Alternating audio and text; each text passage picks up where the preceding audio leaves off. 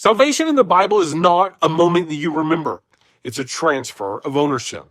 You see, modern Christianity often treats salvation like some sort of spiritual timestamp, where we say, I prayed a prayer, or I remember the day, or I've heard people say, I crossed the line.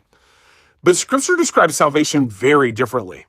Paul says in Colossians chapter 1, verse 13, that he has delivered us from the domain of darkness and transferred us into the kingdom of his beloved Son. Now, that's not a feeling, that's a jurisdictional change. But here's the theological reality that most people miss. Salvation is not merely forgiveness, it's relocation. You didn't just get pardoned, you changed kingdoms. And that's why the Bible keeps using words like Lord and King and obedience and citizenship. Because forgiveness, it removes guilt, but it transfers authority. You see, Paul says in Romans chapter 6, verse 18, that you have been set free from sin, and now you have become a slave to righteousness. You see, freedom in Scripture doesn't mean autonomy. It means new allegiance. So if salvation were just a moment in time, then nothing would have changed. But if salvation is a transfer, then everything realigns.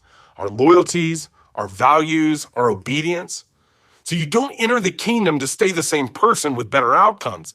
You enter because a new king has taken the rightful authority of your life. You were the king, and now you've transferred it to the Lord. And that's why Jesus doesn't say, when did you pray a prayer?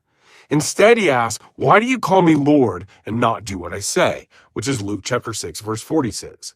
It's because salvation isn't about remembering a moment. It's about living under rule of a new king. You weren't saved to stay in charge of your own life.